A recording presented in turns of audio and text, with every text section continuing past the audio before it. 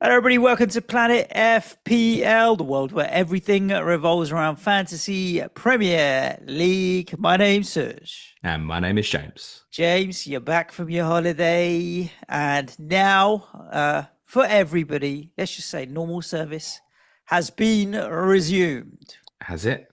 Yeah, we ain't gonna muck around now. We ain't gonna muck around now. I'm not going on holiday anywhere. You going on holiday anywhere? Yeah, I'm going to Italy in 2 weeks, mate. Oh, I've nice. got Oh, I've got a yes. Super Cup to win, haven't I I? don't know if that's a holiday, mate. That's a No, stress-inducing it's a activity. 24 hour in and out job is what that's going to be. Exactly that. Listen, the season can now well and truly get underway. We're going to be covering off the news whilst we've both been playing a little bit of hokey cokey with getting into the same room. We did record beginning of last week, to be fair. We'll cover off the news. Let's do our current drafts because I don't think either of us have revealed where we're at and what we're thinking anywhere so far. The listeners have given us some questions as well to cover off. So we've got plenty to get through in this episode. A couple of bits first, James. Everybody's going to want to know, you feel recharged? You feel refreshed? Drinking Yeah, sangrias by the pool? Nice ready, little break? ready to go. Ready for next week's correspondent week, obviously. But yeah, it's not been uneventful. I'm come back like a cripple, mate. Oh, why? You're back, not in the best of Well, shape. my back's not in the best shape, as everyone knows. But yeah, I was on water slides in the water park with Harry, and Yep. I went to go down this water slide, and as I lifted my foot to I've fucking Land in the hoofed the water. thing and I've toe punted it, right? My The middle the toe and slide. my middle toe on my right foot is purple. So You kicked the slide. pretty much, yeah. Ouch. Then Ouch. because I was in pain, sat down quite hard because I was conscious about my foot and sat down on this like the bolt. So I Yeah, feel yeah. like I've had something up my arse for the last week or so, which is great. Then an hour later on a different slide, because I was compensating for the pain in my toe and my back, I did it leaning to the left hand side and then got cramp in my hamstring on the right leg. Oh, mate, I don't Couldn't want to do laugh, nothing but about it going down the slide. this is like dad life in your 40s. What happened, mate? I got beaten up by a water slide. I think you're the Basically. first person I know that's been beaten up by a couple of water slides, but hopefully it will all heal up pretty quick. You mentioned a couple of words there. At least you don't need to travel much or walk around to do correspondent week. You can do it behind the screen of your computer. For so many people, it is they say a highlight of the season. Maybe content wise, obviously we'd prefer to have real football, but it is the week that we get some deep dive into all of the clubs from our awesome correspondents. Just give the overview. I know you tweeted we don't need all the dates and times of every No, no, single no. We won't go podcast, everything but now. 20 pods all coming out next week. Yeah, 20 pods Monday to Friday next week before each day. 7, 12, 5, and 10 UK time. They'll go out an hour earlier on Patreon.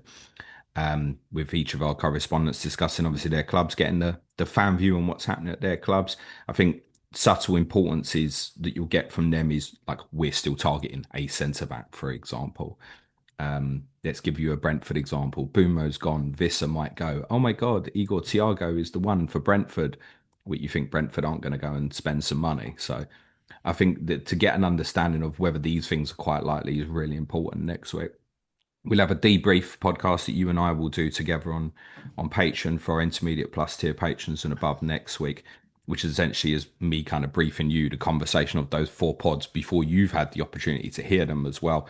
So they're good because I know everyone's not got the time for 20 podcasts. We'll also have something for our advanced tier patrons next week called After the Podcast, which is continued discussion with the correspondents as well. Now is a very, very good time to support the show. If you want to do so, patreon.com/Planet FPL. Please help me and so just keep the lights on. Exactly that, James. Before we plug the old Patreon, let's give a shout out to just subscribe wherever you're listening to the podcast. And if you're on YouTube, we're trying to push towards 20K on YouTube. We need to get 100K, James, to get this like plaque from YouTube. So there's a bit of a way to go there, but you never know. I saw Mr. Beast got a new plaque Did last he? week. Did Yeah, he? 400 million subscribers, I think. Yeah, but that's just on his main channel as well. He has like channels in every other language that are all over 100 million as well. Like, all we want is 20K, and I don't think we need many more. So, yeah, why not subscribe on YouTube, wherever you're listening to the podcast as well? You'll get notified when all of the correspondent week pods go live. If you've been part of the whole free experiment during July, where we haven't charged and people have been able to access a lot of content on Patreon, then you can still join as a free member and access that kind of 10 days of back catalogue. But what you really want to do is sign up at intermediate tier and above, and you'll get access to all of the additional content that James has mentioned. Our prize leagues, I didn't know you did the maths. We've got 2 grand's worth of prizes we're giving away. Shh, don't tell official FPL. So we've got some prize leagues to give away. We've got our Slack community where the correspondents do hang out, and you can ask them questions, as well as fans of other clubs that you can always ask questions to and get involved in the chat with. A whole bunch of other stuff. It's a great time to sign up, start of the season with Patreon. If you like it, stay. If you don't, there's no obligation to stick around. But that's the stuff we got to plug, James, out of the way. Let's get into the news. Yeah, we're going to start with a bit of a roundup of news stories over the last 10 days or so, which are relevant to FPL. The bits that we kind of have missed while we've been away. Obviously, Victor Gyokeres is now an Arsenal player. He's coming Finally, at 9 million. Tempted? Yes. Yes, I in one draft I did take out Bowen for Goalkeeper, but that extra million that I had to find made me compromise elsewhere, which I didn't want to do. But yeah, no doubt about it. I'm interested to see. It's obviously a very different number 9 to Jesus, or even when they play Havertz up there, or what have you. So I'm interested to see if there's a kind of change in style or what have you. He's gonna stick around and not drop deep as much. One of my good mates here in Portugal, who obviously watches a lot more Portuguese football than me, is kind of said that Sporting Lisbon's general attacking tactics were whack it up to Goalkeeper and he'll do the rest. Like, he's a physical specimen. He used to just get the ball and beat players and do it all on his own, kind of thing. It's going to be very different at Arsenal for him. But is he a goal scorer? Absolutely. So yeah, at 9 million, I'm definitely interested. I think he could easily match like an Ollie Watkins in terms of returns for the season. Yeah, but I think the consequence of the pricing is it actually makes Watkins more interesting. That was my initial reaction straight away. Right, same price. Villa really good fixtures at the start, and just as theirs get a bit tougher, Arsenal's get stronger. So I think that's the consequence of Gyökeres' price. It actually makes Watkins more interesting. There has been some tentative links of Watkins towards Manchester United, but I don't see anything forthcoming there personally. They will be buying a striker. I think Sesko. I mean, this is all the transfer rumor mill, but Sesko's is being talked about quite a lot with Manchester United now. I mean, if I was in their shoes, I'd probably rather go Watkins just because of tried and trusted in the Premier League. But price will obviously be a factor in that. It's age with Watkins, isn't it? Well, that's the other thing. But people are so conscious of resale value on players now. Whatever United spent on Watkins, if they did go and buy him, and I can't see Villa being open to a sale unless it's above their valuation, you're not selling him on because of his age. You get 2 years out of it, he's then 31, 32. So I wouldn't see that happening. I think Watkins will stay at Villa. I think that's the consequence of the Gyökeres pricing. It's good. I thought it would be higher, actually. First season in the league, they don't often smash people. I mean, look what they did with Wirtz and stuff like that. When players come into the league, they don't often smash them crazy high. No, but if you compared, say, Ekitike is obviously now confirmed a Liverpool player, that's only 0.5 less. I think Gyökeres will be the more interesting player during the course of the season, I would think. So then, I mean, the difference being Liverpool currently have a few more players that can play that number 9 role. Arsenal obviously looking to offload Jesus, and then all of their other strikers are not really strikers. Who'll score more goals this season, Liverpool or Arsenal? You would think from scoring perspective, it's probably Liverpool, isn't it? Yeah, Liverpool's number 9 is less interesting. And I guess that's a consequence of the fact that there's so many other good players there, right? You got your Gakpo, you got your Salah, obviously. Darwin Núñez is still kicking around potentially. Yeah. But it's more what's happening next. Isak, mate. It does look like he's going to go there. I've been suspicious about this all summer. Yeah, yeah, I think it's probably going to happen. He's obviously not gone on tour with Newcastle because of this minor injury. He supposedly told them he wants to leave, which timing wise seems bizarre because it waited for the Ekateke deal to get done. I think many of us thought when Ekateke joined Liverpool, that was right. Isak staying at Newcastle. Yeah, It that doesn't, that was my thoughts exactly. He's just playing for another contract, to be and honest with I you. think it's Give going to me more happen, money. Suj. I think Isak's going to Liverpool. I don't know if it'll get done before the season starts, but I think he's going there. Um, and there's a knock-on impact of that in terms of what Newcastle will want to do if he does go, because with Callum Wilson obviously left the club as well, they're Yep. obviously really short. So they're going in for Sesko, with we think Manchester United are very interested as well. Newcastle have submitted interest in Joran Visser, who's Mm. not been training with Brentford as well. So I wonder if there's a knock-on with this now if Isak goes, where if Newcastle say lost out on Sesko, whether different players who we think may not be on the move might suddenly become on the agenda. But someone like Mateta suddenly, if Newcastle wanted something proven within the league, I Yep. wonder if there might be a bit of a merry-go-round about to happen here that we can't quite see in front of us. So Newcastle are going to be after a forward. It was after a forward anyway. We knew they wanted Visser to kind of come in with Isak. Yeah, I think it's going to happen by all I accounts. think just I suppose part of me is like, how are Liverpool spending all this money? But at the same time, they're making good money this summer as well in terms of the players they're going to let go. They got good money for Kwanzaa. They'll probably end up with decent money for Luis Diaz. They'll get good money for Harvey Elliott when that deal eventually happens because he's looking like so they'll end up with like close to 150 coming in. So their net spend isn't crazy. They haven't spent for a little while, so it is affordable for them. Well, Beware they Liverpool. spent basically Beware. nothing last year. They've got new sponsorship. Obviously, kit's been unveiled this morning with Adidas is back in charge of their kits. Um, Florian Wirtz has been confirmed as Liverpool's new number seven. So you've got endorsements coming in that's new. They barely spent last summer. Yeah. The Gyokeres and Wirtz deals basically went on their accounts for last year. Mm. Liverpool could spend the Isak money twice over and still wouldn't come foul of PSR. Yeah, they're in a good spot, but I say beware Liverpool. You know what happens when you win the transfer window, James? My Mm. club won it a season ago. Yours have won it in the past. It's just horrible. I always worry when the transfer window goes Well, a little too well. it's The only difference is, I mean, they're buying where we were buying or players that were good for us. They're buying players that are good for any team, real world class players.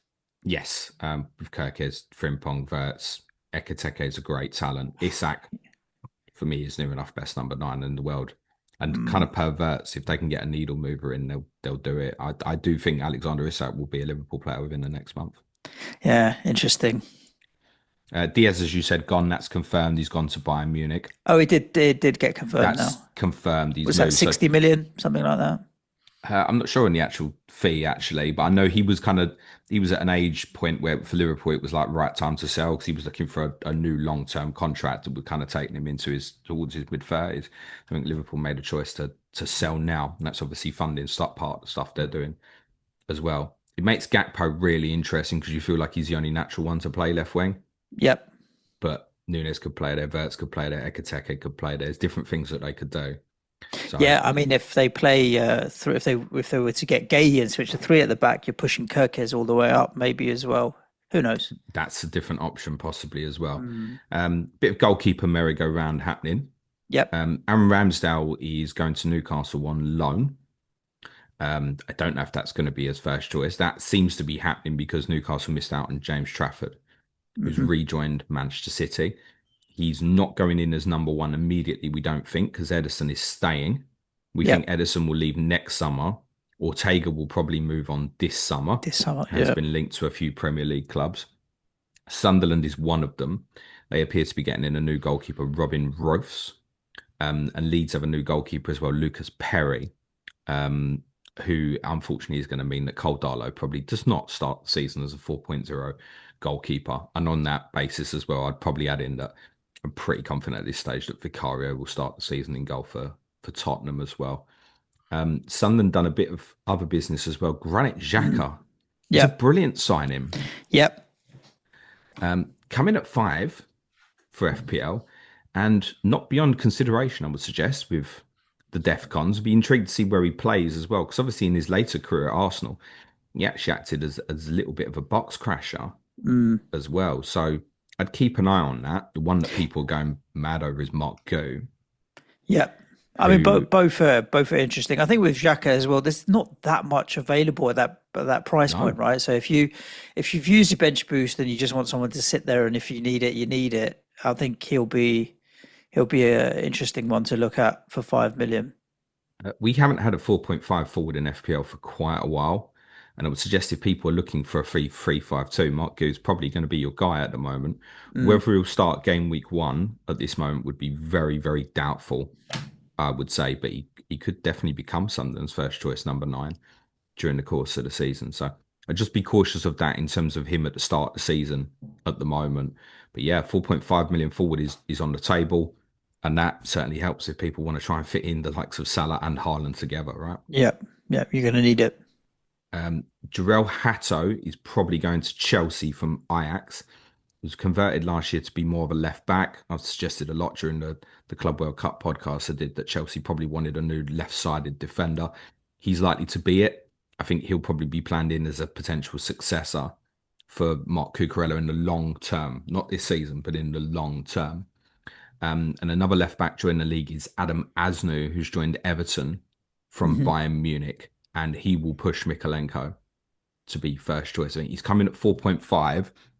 He could be a really interesting one as the season progresses, but I would say not at the moment. Everton are going to be really busy, I think, in the next month. They need players quite badly. But David Moyes has openly said that they're not ready for the start of the season as it stands. Well, if you're losing to West Ham in pre-season, mate. That pretty much sums it up. Yeah. Yeah. No, look, I mean, the thing with Everton is obviously, yeah, Branthwaite and Tarkowski's at 5.5. What's O'Brien coming at 5, right? I think, No, less, I think. was he But four if five? Branthwaite and Tarkovsky are fit to start the season, obviously he can play right back, but I don't think with the No, DEFCONs I now, just think I think he, if you're going there, you go for the big boys. would you pay the million extra over an Asnu or an O'Brien or something like that, you think, Well, with Mikalenko's in at Everton 5. I don't think we can assume that Asnu would come straight into the team. I actually saw eventually? him play at Tottenham a couple of years ago in the pre-season friendly when he was really young, and he's a good attacking prospect. So that's a nice little pickup for Everton. I think probably targeting some younger players as well. I can't remember what price O'Brien is actually. So I would look I on had the a FPL feeling he was. website, but I had a it, feeling he was 4.5. I'll do it for it, it, us. it might take a week for me to find it. How long will it take you? Here we go. Let's click on Everton. Save changes. O'Brien 5. Yeah, I don't think you're Yeah, starting with that. these Everton players are defenders are particularly a bit expensive. One 5.5 player who might be really interesting, particularly around about sort of game week 5 onwards, because they have a really good swing of fixtures, is John Arias has joined Wolves, who really impressed for Fluminense at the Club World Cup. He's joined the club, 5.5. I think that's one to really keep on radar. And I'm going to ask you, Suj, about Lucas Paquetá, who's 6, and we know now has been cleared of charges. He's Correct. free to continue his career. Yeah, I mean, firstly, as soon as the news was kind of announced, most of the fan channels would say, right, okay, well, he's leaving anyway.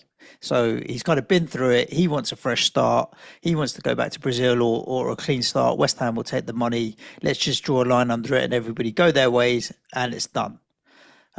So I don't know if he'll start the season at West Ham, depending on Really? whether or not a good offer comes in. At the same time, though, he played the other day against Everton.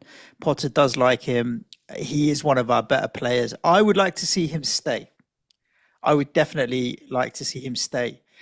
But this kind of price point around 6 million, you find the extra half, and you get a Declan Rice or a Rodri or a Kudus. There's a number of players there that I think will be more consistent over the season. That will be more like set and forgets, whereas I think Paqueta will frustrate a little bit. So it's not for me at the moment. If having the cloud of the charges is lifting over him, like kind of raises his game, and suddenly we get the Paqueta we know he can be, then yeah, it could become a very interesting asset. But I'm not sure if he'll even start the season at West Ham. I feel like with everything, it's been a crappy couple of years for him. It's dragged on for 2 seasons. I feel like he's going to kind of want a fresh start. But I don't know if the club are necessarily desperate to sell him. Not at all. And the indications I've had suggest that he feels quite a bit of loyalty and thankfulness towards Yeah, West Ham. no doubt about it. But even despite all of that, I think it's been a lot to go through, and sometimes a clean break is the way to go. But as time is going on, it's looking more likely that he will stay. But initially, as soon as it was announced, it was like, okay, this is off our backs now. We can get the money for it. Let's see. But I It's think he's going to interesting. be an interesting asset. It's interesting you mentioned a number 6.5 million players there from the midfield bracket. I'd throw Illiman and Dye onto that. And one thing that Dye Mm. might have in common with Paquetá, I presume, is penalty taker. Paqueta we've seen in the past, even when he's not penalty taker, takes the ball and wants to take him anyway, which he's done a number of times. So yeah, he has been taking them more recently. So yeah. Come and then tell me about Morgan Gibbs-White. Give me your neutral opinion. I mean, you've seen the interview, I'm assuming, obviously, I with want you to comment first before I say anything. Marinakis.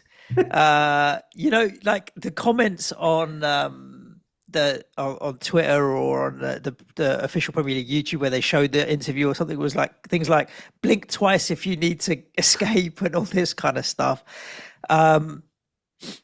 He's had the boot put up his ass, hasn't he? Here, and we're like, you ain't nothing fucking happening here, mate. You better shut the fuck up and sit down. Like he did. It did look like he has, yeah, he has been told what is happening as opposed to getting his own way. Yeah, I think there's a few things to read between the lines. One is body language. The 1 year contract extension probably has a different release clause now, and I imagine Morgan Gibbs-White will go and play for someone else next year. Probably not Tottenham, by the way, but he may go to a City or a Liverpool or something like that next summer. Now, wouldn't be surprised about that. It's good news for Forest as long as they get the player that had been playing for them. I think he will. I I don't see him agree down in with you. tools and what have you. I think he will. Yeah. And actually, there was a lot of reaction that I saw was, he's behaved terribly and stuff like that. But actually, unlike a few other players we've already mentioned in this podcast, he went back to training. Yeah. He Yeah. went and played the preseason games. He kept his head down. He never said anything publicly or anything. Yeah. I suspect he obviously did want to go to Tottenham. I'm disappointed. I'm not going to pretend different. It's a player you knew that I absolutely wanted and really, really like. So that's a problem for us.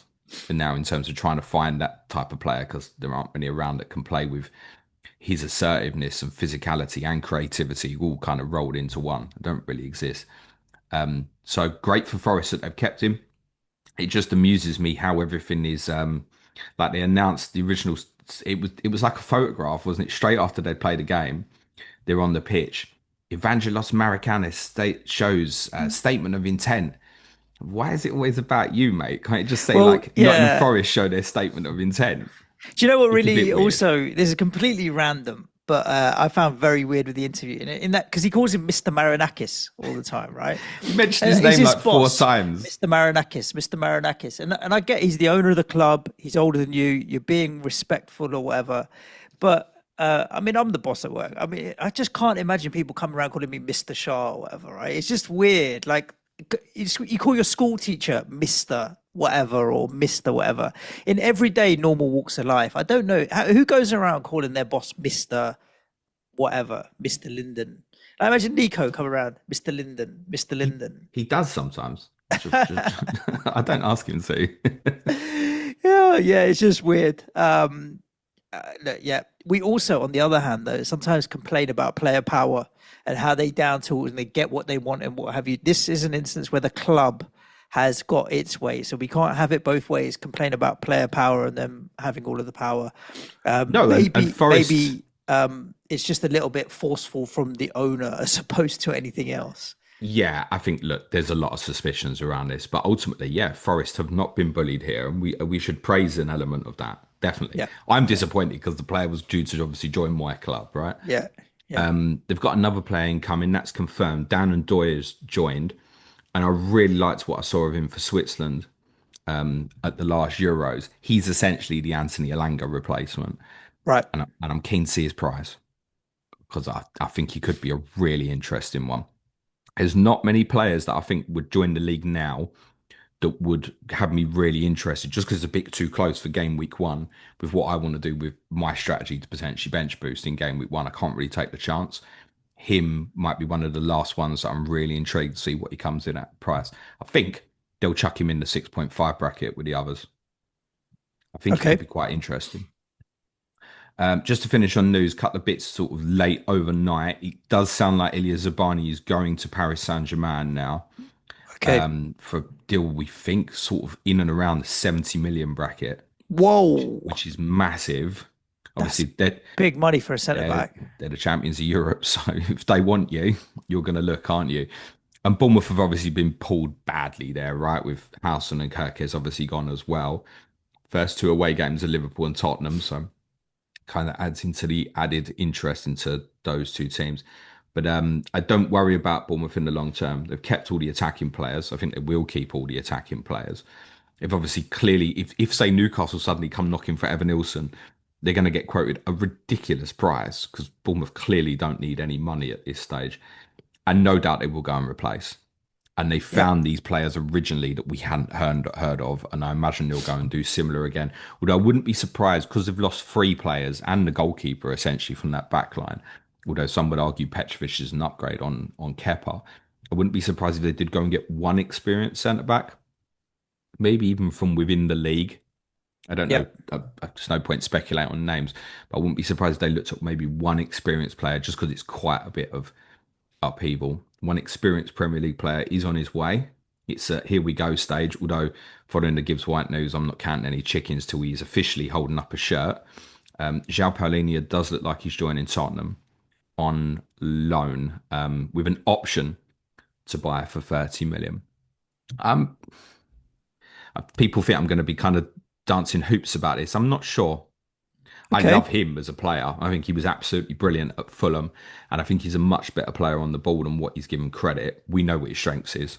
His ball winning ability and how he covers the distance is absolutely brilliant. Ironically, and Lewis James said this to me, our Fulham correspondent messaged me last night. Ironically, Tottenham had a number six that had to work like a solo distances, and Paulinho would have been absolutely ideal for it in terms of his defensive breakup. But I do think Tottenham have a problem at the moment in terms of creativity and passing through lines. It's a little bit of a concern for me. Plus his age. He's been Right. away for a year, has hardly played for Bayern Munich. But yeah, he will be first choice player for Tottenham. I don't think there's too Yep. much doubt about that. But it might not be from game week one. Okay. Let's talk some drafts then, boss. Come on, what you Yes, got? indeed. Well, you mentioned there that your bench boost one is your strategy at the moment, and that's what you're working towards. I'm working towards the same, James, as it stands at the moment. The way I see it is if I work towards a bench boost one, if I then decide that I don't want to do that, I can always manipulate, take a bit of money out of my bench and put it into my first team. But I'm working towards a bench boost one as well at the moment, and then kind of take it from there. In terms of triple captain, that's a late decision. I can leave it, and also the same with free hit. I might find myself in a situation where I'm going to dive into teams that I don't own. But bench boost, you kind of have to prepare a little bit for, and I think there's enough good fixtures where you can find good assets that will do the job. So yeah, I'm bench boost one at the moment as it stands. You're the same. You're thinking the same at the moment, or at least prepping your team for bench boost one. Yeah, I wouldn't say like I'm definitely doing it.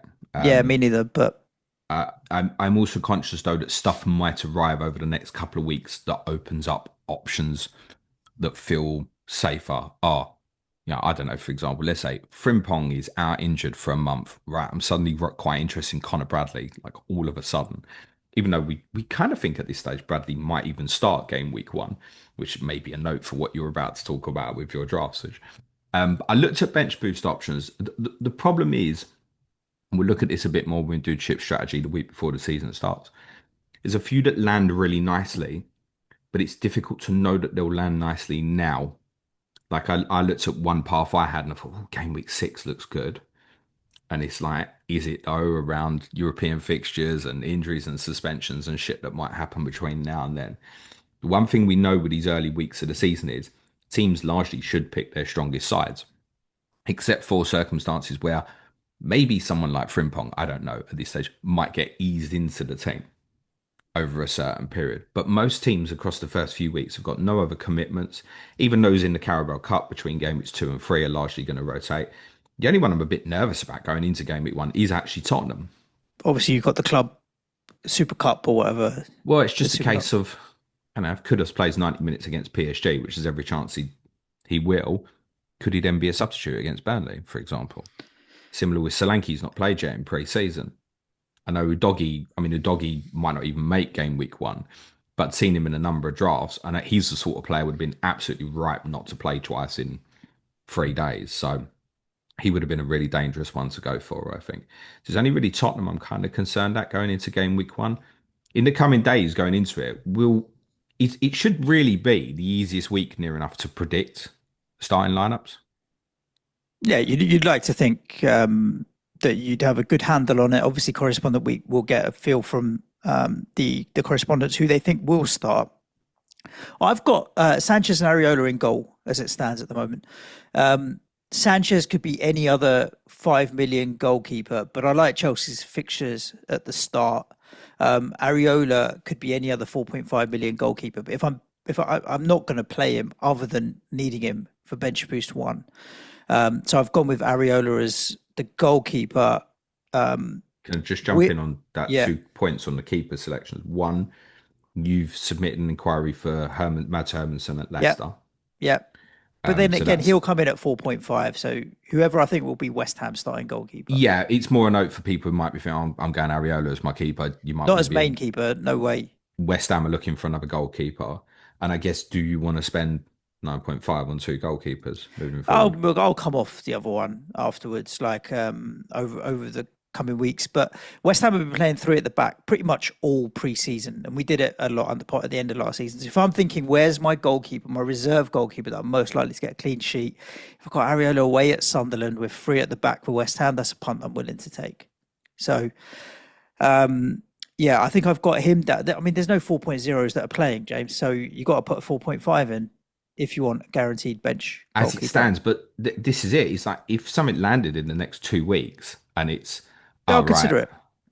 Suddenly 4.0 goalkeeper X is likely to play a number of weeks, then he's going in almost irrespective of, like, I would have gone with Darlow if I thought he was going to stay in goal for a while. Yeah. Yep. My only downside with Sanchez and Areola is that I've got a Chelsea defender and a West Ham defender in the squad as well. So doubling up on defence now either goes really well or it doesn't. Hopefully, if it rains, then I know Chelsea are good because Crystal Palace only perform in the sun. Just Let's messaging see. your wife, see if she can take your temperature. Double What? West Ham defence. You're right. Look, it's bench boost. It's game week 1, and they're not going to see they're not going to see the starting 11 Hold for a on. while afterwards. Sunderland away if there's ever a time to do it, mate. But yeah, because that's not going to be a raucous atmosphere game week 1, is it? I think it'll be good for the first 10 minutes, and then we'll see. If you're lucky. I wanted a Arsenal defender. They've been the best defence for how long now? So I've put Saliba in at 6. If I think I could save a bit and go Timber or what have you, then I would. But Saliba and Gabriel are going to be better for the defensive cons anyway. So Saliba, if you want to call that Gabriel, it's Gabriel. Gabriel's not played yet. Right. Pre-season. Yeah, so. but that's why I've got Saliba in there for now. I guess it's an Arsenal defender slot as opposed to being like nailed in on Saliba. Whereas I've got Cucurella in at the moment, and Cucurella is Cucurella. I'm not looking at any other Chelsea defender other than Cucurella for now. I've got Frimpong in, and I'll take everything you say on board about Frimpong not starting. And if I feel jittery in any way, that's easily Van Dijk for me. It's the same way with the Arsenal defender. If I'm not going Frimpong, it will be Van Dijk. I might even switch it to Van Dijk, just the safety net element of it.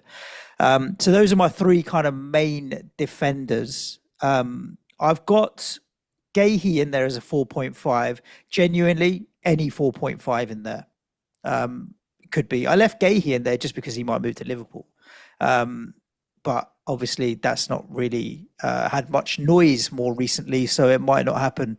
Any 4.5 in there, James, for Guehi, but I may leave him in there. I don't actually think I'll end up with Guehi. I think the other Crystal Palace defenders might be better better value or better to look at if I can find some money for that. But yeah, and I've got Diouf in there from West Ham. Bit punty, but you got to play this game with a little bit of, puntiness. And I think he is super attacking. I think he's definitely going to play on the left side. I think he's going to be more attacking than Wan-Bissaka. And that's my fun pick. I think you've got to have a couple of little fun picks in there. It's not a big risk taking fun pick at 4.5. If Wan-Bissaka is getting a clean sheet, you've probably be getting a clean sheet. So he's the one that I've taken have a little bit of fun with from that point of view. Thoughts on defence? Well, it's interesting. You've got double West Ham defence, and yet you don't have the highest owned defender in the game at the moment, which is Aaron Wan-Bissaka. Yeah, no. For me, I mean, look, I get it. It's a safer pick, but I'm having a bit of fun there. If I was being super safe, Frimpong would be Van Dijk, Diouf would be Wan-Bissaka, and I'd be Mr. Template. But I want to own Frimpong because I see the upside being potentially really big, especially if he plays higher up. And Diouf the same. So they're there because we want to have a little bit of fun in this game, James. I think at least with West Ham, you've obviously will be watching your team, so you will have kind of intel on what's right. So that's a benefit for you. I think generally speaking, as just a word of advice for people, if you are looking to bench boost in game week 1, I would be taking on the safe option in these kind of head-to-head scenarios. And I don't think there's anything particularly with Diouf to suggest at this moment he wouldn't start. You obviously have signed Cole Walker-Peters as well, who can cover both sides. We know. Yeah, but he'll be back up. I agree with that. I actually prefer Wan-Bissaka because of the ability to pick up the DEFCONs. And yeah, look, he won't do it regularly, but he's spider in his tackles, at the end of the Everton game. He had a chance right in the edge of the box where he just put it just wide and stuff. He'll still deliver attacking returns as well. So Wan-Bissaka is a good pick. Like I've explained, Diouf for me is my kind of punt pick. I fancy having a little bit of fun with that particular slot there. Midfield, James. No Salah. Let's just put it out there. No Salah. And there's no Haaland as well because it just makes... You just end up so much easier to pick the squad you want. But I have got Cole Palmer. No explanation needed. I've gone with Bruno. The explanation is no Salah, no Haaland. You kind of have to. Yeah. Next best, right? Palmer, Bruno Fernandes. I've got Wirtz in. He's having a good preseason. I think he'll do okay. He'll tick along nicely at his price. Kudus. Kudus I've played around with at the 6.5 slot. I actually want Rodri in that slot long term. I think if you remember the season before last, his attacking returns were good. I feel like it was 18 in the season. And obviously his DEFCONs is decent as well. But game week 1, if I'm bench boosting, Burnley at home, I'm going to go with the upside of Kudus. So Kudus will be in there. If he returns nicely, he'll stick around. If he doesn't, then I'll go to where my heart is. And my heart is with Rodri. So that's probably where I'll end up. And my 5th midfielder, James, I've just got Elliot Anderson in there at 5.5. Again, his DEFCONs were really good at 5.5. He'll tick along nicely as well. So fairly spread across the midfield. Obviously, home tie for Elliot Anderson in game week 1 with Brentford. So from a bench boost point of view, I think it's perfectly all right. Yeah, I don't specifically think there's any midfielders definitively better at that valuation. I know he's proving quite popular within many quarters of the FPL community at the moment. I think those DEFCONs will continue for him. Now that Gibbs-White is staying and Dan Ndoye has been bought as well. So I think we can expect him as part of a two behind sort of Gibbs-White. Whether he'll match the attacking output. I mean, they only scored 1, but he had a number of assists, didn't he? But yeah, he'll take over. I think it's a perfectly reasonable pick. Yep. I actually think if I can just jump, I think best 5.5, by the way, I think it'll be Casado. Okay. Because I think he's going to pick up these DEFCONs pretty regularly, but I wouldn't necessarily want to waste the Chelsea spot on him. You could quickly get into a scenario, couldn't you, where it's like, I want Cucurella, Palmer, João Pedro, and you're stuck. Yep, agreed. Up top, James, Ollie Watkins, one of the best strikers in the game for 2 seasons. His consistency is just too good. So I've started with him. They've got decent enough fixtures. Jared Bowen, start of the season, solid. And obviously, yeah, I'm looking very specifically at game week 1. I've only got enough money left for Raul Jimenez. That slot is a question mark.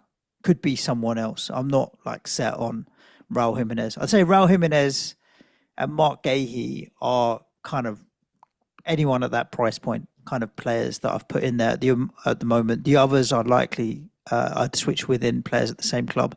I did look at downgrading Bruno Fernandes to Cunha and upgrading Bowen to Gyökeres, but I didn't feel like that helped me with game week 1 bench boost specifically, and I can make that move a little bit further down the line. So I didn't end up doing that. I think Bruno Fernandes versus Cunha is going to be an interesting one. Cunha can deliver big returns, but I think Fernandes will be better for consistency across the board.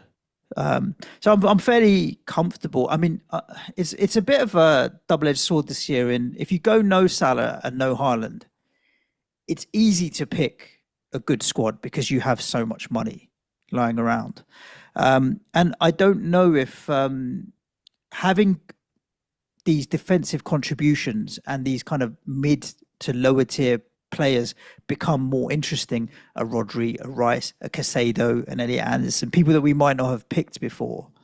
Does that make the game easier or more difficult? In one way, it's easier because you've got loads of places you can go to buy players. But on the other hand, you're like, well, I don't know which one to go with because there's so much choice here. It's one of those things with choice. Too much choice is a bad thing. Too little choice is a bad thing. Where's the right sweet spot?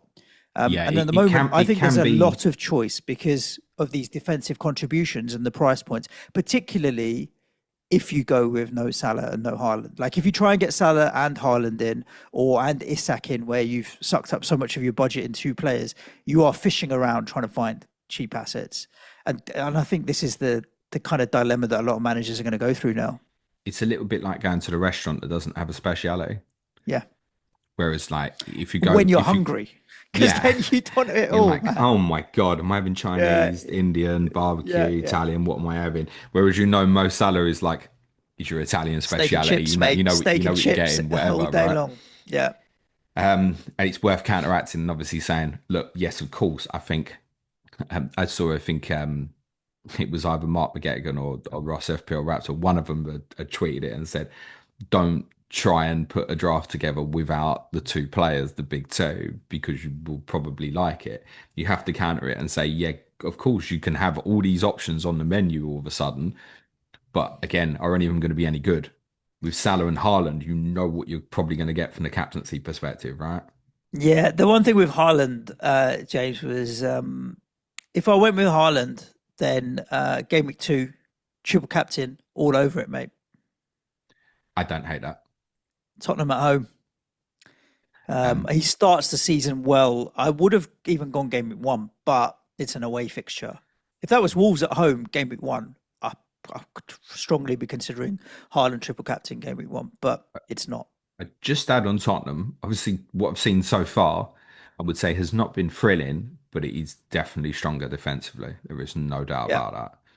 Yeah. Clean sheet yesterday. You know, we bet yesterday, Suj. You're scoring goals from the halfway line, I see. Mate, not just champions of Europe, mate. Champions of the Hong Kong Festival. Have that going. I saw the trophy lift.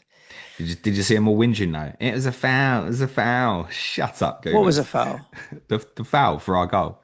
Oh, it was a foul, by the way, but I don't care. Okay, it's a pre-season game. Like, who cares? Just whatever. So, just clarify for me.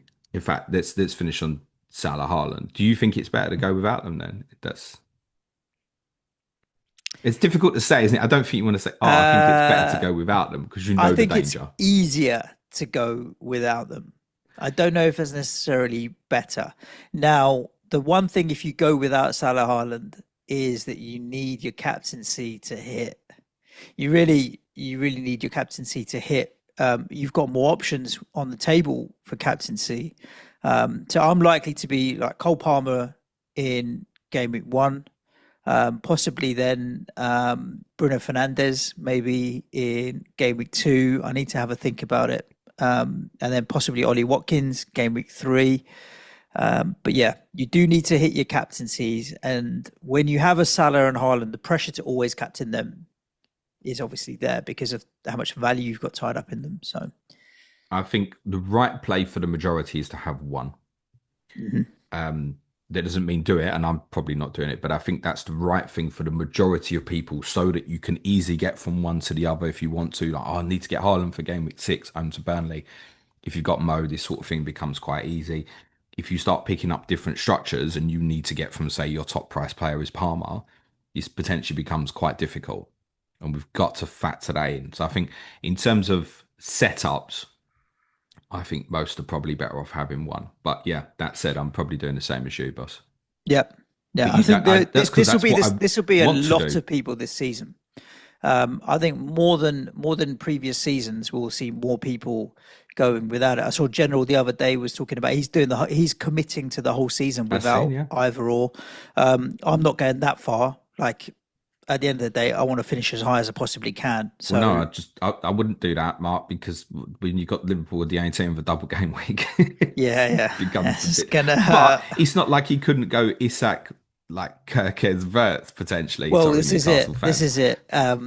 When we talk about your draft, when we get to the strikers, let's ask. Like one of my questions is, if Isak rocks up with a red shirt, does that change anything? 10.5 Isak at Liverpool make you want to I've go there? not for game week 1, no. Okay. No, it's too late now, man. The season starts. Liverpool's first game's in 2 weeks. Yeah. It's too late to think at this stage when he's got an injury that he definitively start the season. I think probably more the discussion around Isak is what's the impact to Mo if he joins? Okay. Like, because there's a scenario here now where Salah's not even Liverpool's top scorer if Isak goes there. Yeah. So I'm sure Mo would still keep the pens, etc., etc. But then you've got a real debate, haven't you? Is Salah worth 3 million more than Isak? The No. answer is probably the answer Well, ultimately he's is a if you midfielder captain him versus enough. striker, and yeah, I mean, but what's the compromise you've made elsewhere to get that money into Salah? That's the other half of the equation, James. That we need to think about. Yeah, I think in terms of like Mark saying he's potentially going to take him on, that's probably what he's thinking. In the likes of Marmoush at City, for example, and Isak if he goes there, Verts, Ekateke, there's so many other players you can potentially take on within those clubs now, possibly. Okay. Have you decided in your mind when you want a wild card? No, no. I think it's. I almost feel like with being able to roll 5 transfers plus my 5 free transfers that I'm going to get in game week 16 and the wild card, I just the, I don't even want to say it, but I don't feel like transfers is going to be a particular problem to navigate this first half of the season. So you know what happens at some point, you get that kick in the teeth where you get 4 or 5 players injured or maybe the odd suspension or red card or something, and you're like, okay, I need to pull it. So at the moment, I'm not going to. I'm going to wait and see how the dust settles after the first 2 or 3 weeks, and then have a think about it. I might find I've got players in there that are just not first choice for whatever reason, though I can't see that happening and what have you. But yeah, I just don't see it. I'll easily be able to roll through the first couple of weeks. Yeah. Okay. I know when I want a wild card, that's game week 13. I've known that Yeah, I've before the heard game from a opens. lot of people it's game week 13, and that's like 3 months into the season. So, what, 2.5, 3 months into the season. So that's It's too far December. into the future for me to want to worry about. And one of the things I wanted to add to that is because I know a lot of people have also looked at game week 14 as a potential bench boost option, which I can totally understand when you've got like Chelsea going to Leeds, Liverpool, Sunderland, you've got Palace might be enablers going to Burnley. It's midweek. That's the only thing I'd say about game week 14. Otherwise, on paper, it is a potentially good one. That's the problem, I think, using it later on. And I think you have to consider here with the bench boost in the first half of the season that it could be a hindrance. You end up making transfers for your bench boost rather than particularly improving your team. And ultimately, across what's likely to be a set of single game week fixtures, what what would we be happy with a bench with 10? Like truthfully, in I think it's different to Doe. I would set the target at 16, right? 16. Two times 8 appearances, 16. Correct. If I hit 16 from game week 1, I'm over the moon with that. Exactly. Be happy with probably 10. Just Yep. get rid of it, Yep. I think. Yeah. We always look wildcard set up for a bench boost. pre-season is a free wild card to set up for a bench boost. That's why I like it, and I like the fact that Tottenham have got a good fixture, West Ham have got a good fixture, Forest have got a good fixture. You can maneuver a decent enough bench from these teams. Anyone going Tottenham players, he's not locked in until the day before deadline. I'm telling you, because Any players, I don't think, James. no, but I think Tottenham with that PSG game, like you'd have to potentially look at it the next morning and go, "Oh shit, could Spence play instead of Porro and stuff Mm. like that?" Honestly, so I don't think anyone who's going any Tottenham is going to be locked in until like the day before. There's others that I think on the Monday. Remember, look, I didn't make a transfer the whole week before deadline last year because I had the four Tottenham players, didn't I? Yeah, So yeah, yeah. I don't think that's on if you're going Tottenham, and many will want to because they're opening day fixture. Um, as I said, I want a wild card game week 13. I've known that probably in terms of all the chips first and foremost. I love the swing there with City, Liverpool, Newcastle particularly. That's sustained. It comes at a period where Arsenal and Chelsea play each other, and I'm going to want plenty from those two teams in the build up to that as well. I also think I can manipulate the first 6 weeks or so, hopefully, unless enforced, without making transfers. And that would enable you to stock up more on Arsenal, Chelsea going into that brilliant period. Because I know others are looking at sort of game week 7, probably more game week 8 because Chelsea are playing Liverpool in game week 7. So that's where I'm at from a wild card perspective, which I think adds on to yes, bench boost one. I have no concerns about. Oh, I've got to wild card straight out of it. Triple captain, I think will be just how it falls. And I think it may well be that it's around about that period between sort of 14, 15, where Salah has Sunderland at home, Haaland has Sunderland at home the following week. And it will be if I feel comfortable about either of those two. Because my possible intention actually on that wildcard 13 is to switch it all the way back the other way and go Salah and Haaland together Mhm. for that little period. Then obviously Mo comes We out only as he get Mo goes for a to couple of AFCON. weeks, right? Yeah. Correct. Obviously, it might be at that point you go, yeah, I'm quite happy with Isak versus Gyokeres as examples at that point. But yeah, the intention on that wildcard 13 probably then to go both for a little period of time to cover that off. So triple captain, yeah, we'll deal with that. That obviously doesn't need planning for in the same way. I now want to free hit in game week 2, but you said, James, yeah, I know. I said last Tuesday that I really didn't like it. The problem is then that I looked at all the potential free hit options running through the season, and by a long distance, I'd be changing my team in game week 2 more than any other week. So that stands out. Yep.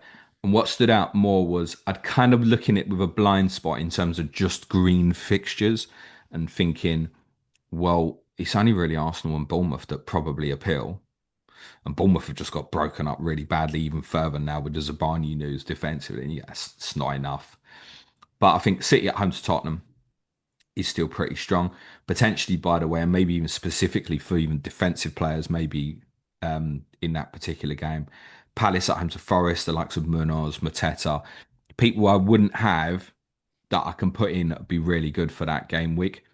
And it also offers for a free hit with Burnley, Sunderland playing each other. You could put like a really kind of clean, cheap like Burnley defense on the bench to cover as like insurance for anything that went particularly bad. If you had a player suddenly pull out for whatever reason, so I don't think it feels so bad. If I still kept hold of like Chelsea players at West Ham, it's all right, isn't it? Yep. Um, I don't love it, but what it also enables then is for me to commit further towards players who are playing at home in game week 1 because I'll have them at home then in game week 3. Right. Then game week 4, of course, is the consequence of the majority of team will be away. But I think it runs through quite nicely. Now, this is by nowhere even close to being locked in. I'd say bar Cole Palmer, pretty much every player in this could change. I think I'm Yep. nowhere near as committed as I have been in previous years. So at the moment, keepers on Verbruggen and Kelleher. But do you feel like, okay, you've got a Liverpool defender slot in there in Van Dijk. You're likely to have a Liverpool defender. You've got a Tottenham defender in there. So teams and slots are there, but maybe the personnel itself might rotate a Yeah, little bit. perhaps. Yeah, Yeah. I'm not suddenly going to go with like treble Palace defense away to Nah, nah, Chelsea or nah. treble I get it. Bournemouth I get it. defense away to Liverpool. Yeah. Verbruggen and Kelleher, I don't love it. It's kind of min spend to have playing goalkeepers for game week 1 at the moment of 9 million. Their rotation up to when I need it, sort of game week 13, because obviously don't want to piss about with it, is probably, I think, the best of a combination of two 4.5 million keepers. I don't actually think a combination with Petrovic is actually better. There are a couple of uglier ones in there, but it's not too bad. So for Bruggen and Kelleher, I think in terms of number one status, pretty safe as Okay. well. Don't think those. I mean, Brentford have obviously just signed Keller. Defenders, Van Dijk is the security pick at the moment. And obviously, the DEFCON element to this adds more weightage to many of the centre backs over. We're so accustomed to, we want the fullbacks, don't we? We want the Frimpongs, we want the Kirkes. Van Dijk might prove to be the best pick anyway. And with him, unlike, it's not just about game week one. Robertson could play for Kirkes any week. Bradley could play for Frimpong any week. Van Dijk will play every game Yeah. if he's fit. Um, I've got two 5 millions in there at the moment. Levi Colwell and Nico Williams as it stands. Um, those could easily change. Easily change to Milenkovic. Easily change to Cucurella. But I think it's probably what you said. It's in and around those teams. I want something from those teams. Similar with Tottenham, Van der Ven's the choice at the moment. I think Udogi, we don't know the prognosis at the moment, but would have to be extremely doubtful for game week one. And he's injury prone anyway, Yep. unfortunately. And Jed Spence, I think if Udogi played against PSG, there's every chance Jed Spence would play against Burnley anyway. Van der Ven needs to massively improve his basic defending. But I saw elements in the game yesterday where that's beginning to come along, where he's been a little bit more aggressive. With Van der Ven, we associate him turning and running backwards, right? In terms His of the speed. recovery stuff. Mm. He needs to be more aggressive in terms of stepping out into people. So I think I saw elements of that yesterday that was quite impressive. He's obviously first choice. He also has an injury prone nature to him. Could Kevin Danso play against Burnley, for example? Yeah.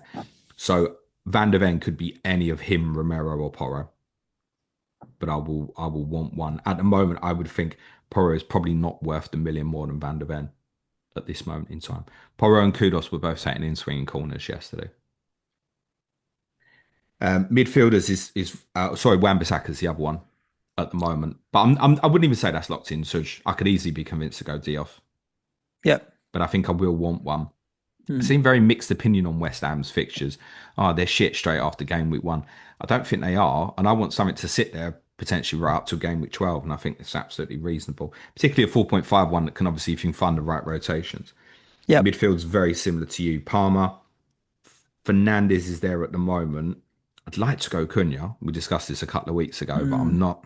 I'm not sure at the moment. Verts, Kudos, and Morgan Rogers for me. Yeah, he's one that I would like to have. It's money. Got to cheap out somewhere else. Yeah, well, what I've done here is rather than go with like Anderson as my eight for Taka, I mean, essentially my eight for Taka is well, the cheapest one I've got is Kudos. Mm. You're But taking I the money think, out of I defense, basically. yeah, I think so. I like it because having that strength, people, it's too expensive. I totally get that. But when there's little bits like, oh, Kudos goes to X. Like, I've got Kudos like on the bench away to Brighton in like future weeks. The rotation is really strong across this group. So I'll probably better example, Chris Wood away to Arsenal game week 4, and he might even end up playing for New Zealand somewhere in that break. Yeah, I can bench that. Not a problem. The team will be strong enough elsewhere. So I'm looking at that in terms of it's strong, where I maybe even can absorb even an injury and leave it to carry the transfers longer. Up front, similar to you, Watkins, Bowen. I just said the other one at the moment is Chris Wood. I think there's influences on that because one, I think I can get away with not having him at Arsenal in game week 4. For a free hit game week 2, he wouldn't be a choice for me. So then in the other 4 weeks, I've got Brentford, West Ham, Burnley, and Sunderland to start. And that's pretty good as a four I'd use him for. So I'm pretty sure he'll remain first choice. There's obviously a little caution there in terms of the European fixtures, but I wouldn't be carrying. He wouldn't be a long term pick for me. I'd be looking for him in sort of 4 of the first 6. That would be really strong for me. And I would favour that at the moment over João Pedro blocking a third Chelsea and Dom Solanke's obviously he's not played yesterday. He might even be back as early as the game against Newcastle on Sunday. Thomas Frank said worst case next Thursday against Bayern Munich, but he doesn't fill me with the prospect that he's going to go off. Yeah, I just I don't get have, that. and I that get that. there's personal bias in that at the moment, and also at the moment, Richarlison is fit, so it's another one. You would think Solanke would play PSG. Is it improbable that Richarlison therefore started against Burnley? I don't think it is. Yeah. So at the moment, a no. I'd be very conscious about overcommitment of Tottenham with game week one specifically in mind. But also for me, who would maybe now be looking to free hit in game week two and then miss that Man City fixture, there is every reason to say I should commit to more. Yeah. But I'm not sure I want to. It's not impossible to end up with no Tottenham. Well, if you're bench boosting in game week one, Burnley at home, I think you will. The only player I'd be really, really confident in terms of outfielders would like definitely play game week one is Romero in terms of recovery from that game on the Wednesday to the Saturday, who would not be rotated. It's him. And I actually think there is a case to say he is worth paying 0.5 more for over Van der Ven. But at the moment, I've got Van der Ven in there. Could easily be any of them three Tottenham defenders for me, I think. And in terms of the midfielders, the only one under consideration at the moment would be Kudos. But I'll keep an eye on James Maddison over the next couple of weeks. If he's obviously coming as a sub yesterday. If he starts Sunday and looks all right, he's one you would definitely expect to play because he's the only 10 we've got really at the Yeah, moment. he's at 7 million. I like your Morgan Rogers at 7.5 shout. I think a lot of people won't Seven. be able to get there. Is he seven? I He's thought he was seven. 7.5. I think he'll be good value at seven. I still think people will look at it as the season goes on and be like, do you know what? We slept on him because he was that good. We've got hindsight of where he started the season at 5.5, or whatever he finished the season on was close to six, wasn't it? 6.2 or whatever. He'll still be good value at seven. I think Morgan Rogers, and I think a lot of people won't go there because they've spread the money elsewhere or they've got it tied up in Haaland and Salah. So I do like that shout as well. Morgan Rogers, decent one. Nowhere near locked in there. Yeah, yeah, Nowhere I near. get that. I get that. Good, good. Well, that's where we're at. Look, let's just remove all players, listen to all the correspondent week, and completely build an entire draft that has none of these players in because, yeah, that's one where I think a lot of tinkering does happen when we start listening to what the correspondents have to say about their individual clubs. But yeah, looking forward to getting the season started now, really, with all of this tinkering. Shall we see if the questions that we've had in on the internet, James, are similar minded to what we have been thinking? Go on then. Cool, let's do this. I've got the tweet up in front of me, and it doesn't want to let me click into the comments. Come on, Twitter. Shall I find something from Blue Sky while you're twiddling your Go on. thumbs? Twitter is asking me to log into my account. I was already logged FPL in. Chancer, my good buddy, shout out Dan, says, will defensive Yes. contributions change your views on owning centre backs over fullbacks this season?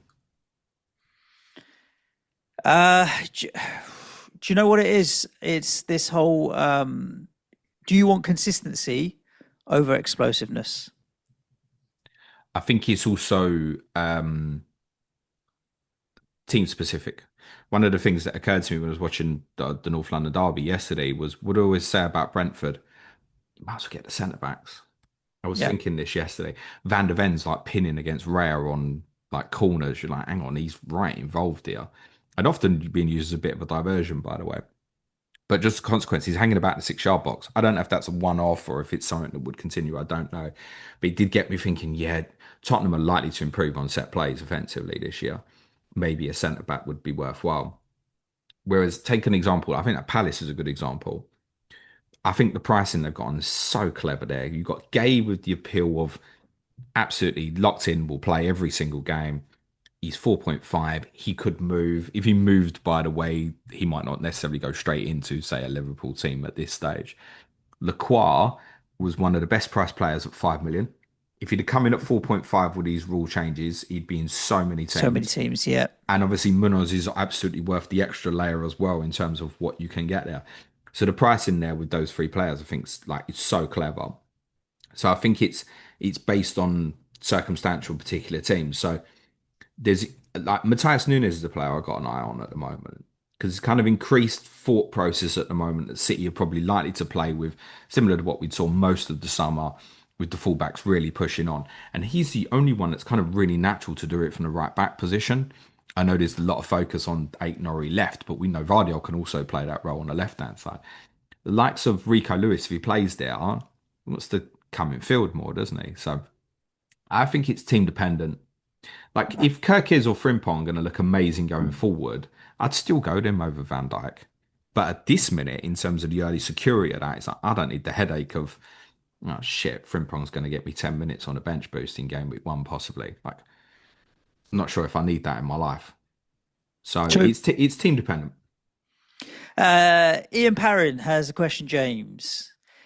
With the introduction this season of first half chips, which some people are likely to spunk in game weeks 1 to 4, is hares and tortoises likely to be a phrase now heard a bit more often in FPL? It's what we need, isn't it? Another slogan, catchphrase to use in FPL as others chase back from further adrift. It does make it a lot more difficult to kind of think about where you are in the ranks, right? If someone's used all of their chips versus not, then it's going to become quite different. I suppose game week 19 is a good halfway point to assess where you actually stand because everything resets them. Yes, true. Whereas normally you'd hit there and some have played triple captain or bench boost early and stuff like Yeah. that. We'll all be at the same point. That's interesting. I'd not thought that before. Shout out for Ian, by the way, and Cloud FF. For those of you who enjoy Sky Yes. Fantasy Football, I very much recommend you get involved with that. Cloud FF. Um, no, unfortunately, though, to Ian's question, I don't think it will.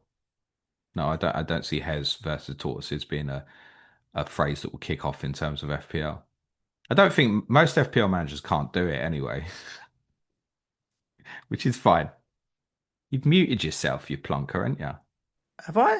Yeah, well, you haven't Oh, there now. you go. There we go. The average good week in FPL used to be 60 odd points. I think 60, 65 points you're having generally a good week across the season.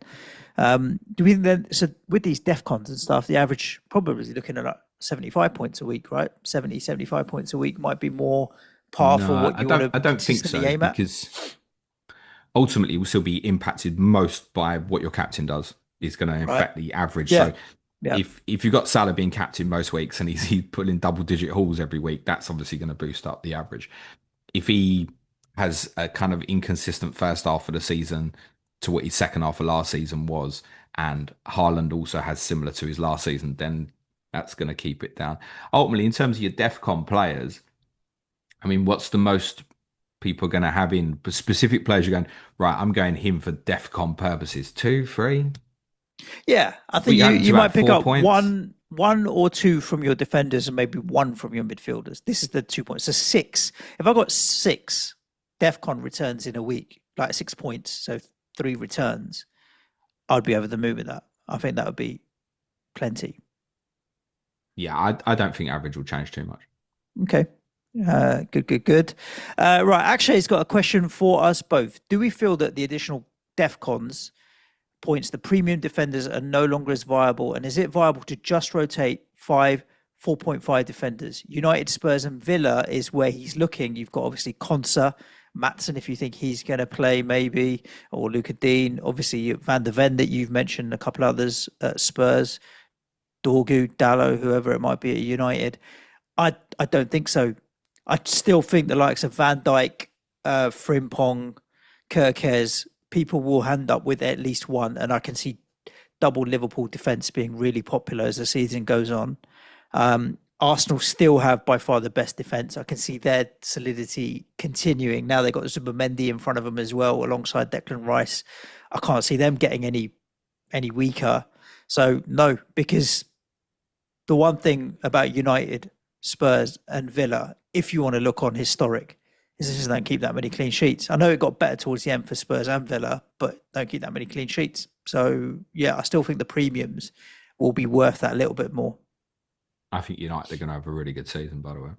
Yeah, I've always been optimistic about them, but yeah, I think I want to see it. Let's see what they bring in up top. But yeah, I don't. I agree. On the 6 defenders, I mean, it's completely kind of as you're alluding to. It's not implausible, is it, that we're sitting here next March heading in towards a double period and we're going, Jesus, I need Ain't Nori, Gyokeres, and Gabriel, right, as Mm. examples, and you go, well, right, well, I'm now investing quite a lot defensively. I said this last Tuesday. I think the amount of defenders at six necessitates. I think we've all got to have one. I think at least. I know I'm not comfortable at the moment. I've only got one because I look at me, say with Van Dijk, and in my plan at the moment, I'm looking right. Van Dijk's Gabriel, game week 7. Start of Arsenal's good run. Liverpool go to Chelsea. Feels like a nice time to switch that over and just flip about the premium defenders.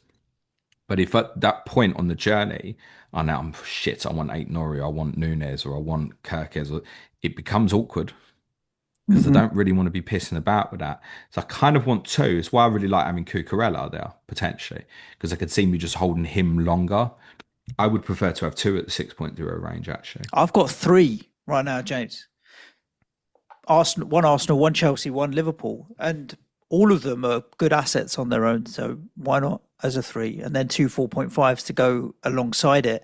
It kind of leads into Marcelo's question, who wants us to discuss formation thoughts, because he's kind of 3-5-2 or 3-4-3 was always historically the go-to formation. Are the best managers going to adapt quickly to four or even five at the back? Do you think we're going to end up going that way? You talked about later in the season we might want quite a few of them.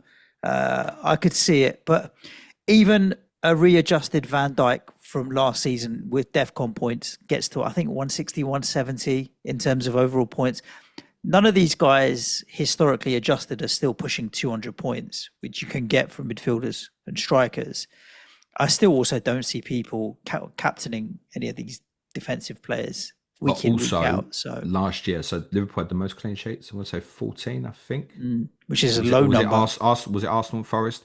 Anyways, those three teams. It wasn't high, It but was one of the lowest in history I from think it one of your was the pods. I lowest remember you in the saying, Premier yeah, League. Yeah, I did a piece for for that, a which is winning team. Sorry. yeah for the team that had. Well, no, the team with the highest clean sheets in the league was really low last year.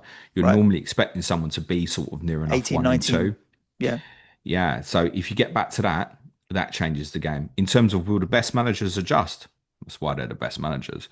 So yeah, if there's a circumstance here where it's like, hang on, these number nines aren't doing it, we need to look at 4-5-1s or 5-4-1s because these guys are racking up consistency. Sky Fantasy managers, to shout out Cloud FF again, will well know the amount of times they've set up over the years in like 5-3-2s.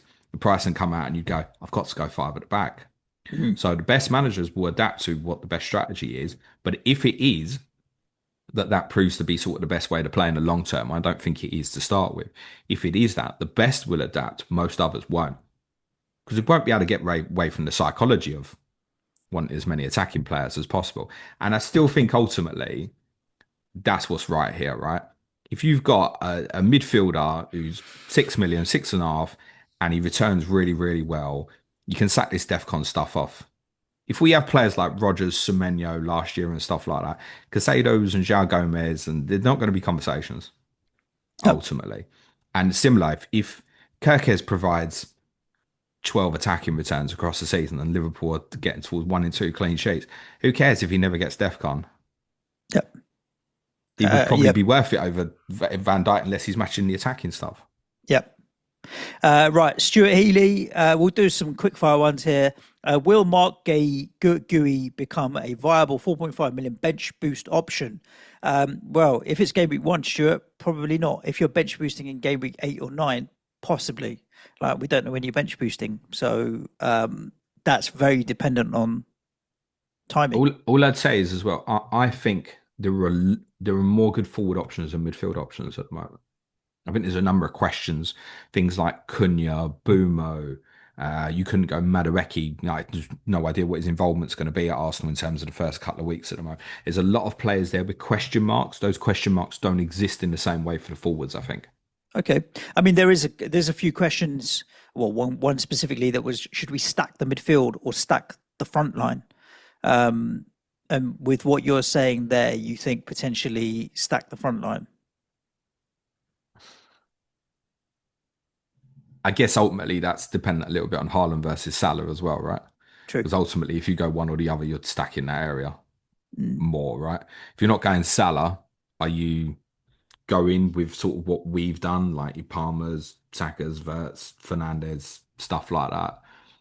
I don't know. I think ultimately there is, if I look at that bracket between sort of 6 and 7, I think by the time we hit game week 1, there might be a little bit more there in terms of forwards. Like you've gone Raul Jimenez, Yep.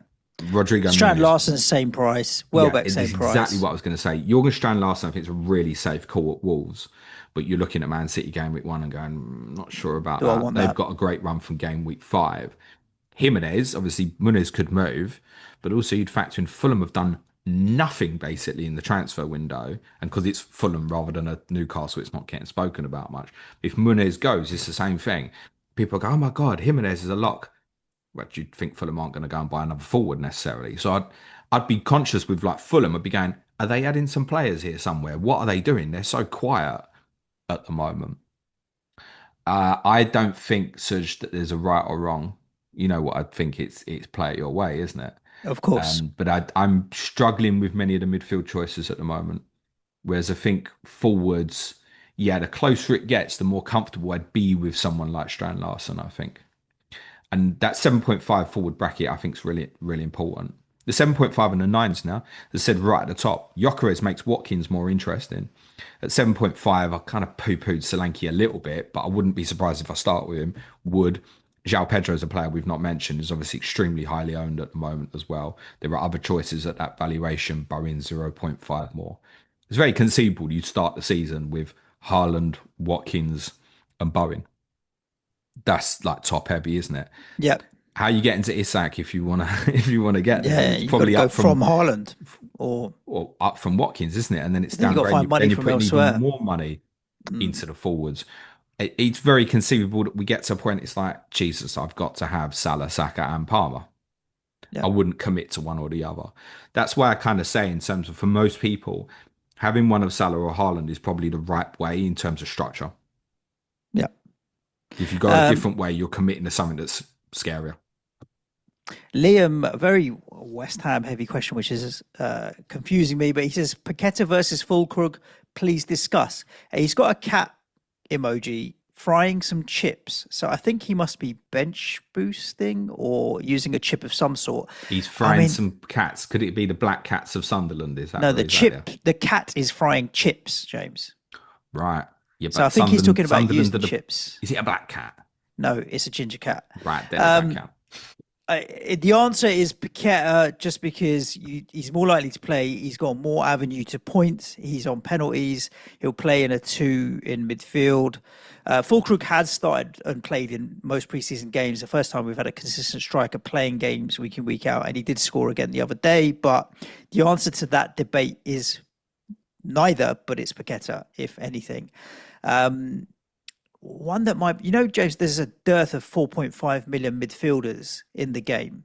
Ask Chris, our West Ham correspondent, when you speak to him about it. But I think Freddie Potts will come out as first choice. His preseason's flying, and he's at 4.5, and he'll be pretty decent for the DEFCONs as well. Like as a 4.5, if you're desperate to find money, just one to keep an eye on because he's getting all of the attention at the moment to say he should be starting. But if you're going to pick on, go Paqueta. But I think you'd probably be able to find better options elsewhere. Right, let's talk about Liverpool for a little bit, James. Mainly around Salah, but is Salah worth it versus adding in the second part of that question? Now that Isak might be joining, does that make Salah better or worse? In theory, good players should make other good players better. But for fantasy purposes, that's not necessarily the The what's case. important here. I think. I mean, is there even a scenario here where Liverpool played with a box of, say, Gravenberch, McAllister? I know there's some question marks about McAllister even maybe starting the season in terms of resting him a little bit. And then Szoboszlai and Verts in front of that, and Salah and Isak starting as wingers and ending up almost making a rectangle as a six, and then you're pushing your fullbacks higher along that. Is that even a possibility? You mentioned about the idea of maybe we may even see a back three from Liverpool this season. I think to get to that point, you need to add another centre back. But Certainly midfielders like Gravenberch dropping into that space is probably something that's likely to be back on trend again, I think, over the next 12 to 24 months or so. So it's dependent with Mo. How many times you watched him and you're like, oh my God, not by the way necessarily under slot, but he's stuck on the right, you know. Mm. Could that be with Trent now gone? Could that be more of a thing? I Yeah, think but it's the more same token, about how many it. times have we thought that, and the man just keeps returning? Oh, of course, absolutely, and particularly in so many games in the first half of last season, you watch the first half and you'd be like, I think he's been quite quiet here, and he's Yeah. killed you by the time full time comes around because of his second half performances. I think with him, rather than other players, it's the structure. Could he be asked to do something different? Now, I cannot foresee personally why Arne Slot would want one of this league's best ever goal scorers, actually, considering he's a wide player, to not be in the areas where he could be most dangerous. Mm. So I don't think that Isak would make Salah worse, but there are obviously more options from Liverpool to take him on with, right? Well, this is it, and then it becomes a debate about the differential in price. Is Verts 6 million worse? I Is mean, Isak 3 million worse? Is Gakpo 7 million worse? You to know, give you a hypothetical example here, let's just say Isak was already at Liverpool, right? And let's say Salah was injured. Would you be comfortable starting the season with Van Dijk, Verts, and Isak? Van Dijk, Verts, Isak. Yeah, like Exactly. that's not even a Right. So, downgrade. I feel like that's strong. yeah, it Yeah, is. yeah, Yeah, yeah, yeah. we have to. There's a possibility here that we're sitting here in a few months' time, and Alexander Isak is the best Liverpool asset.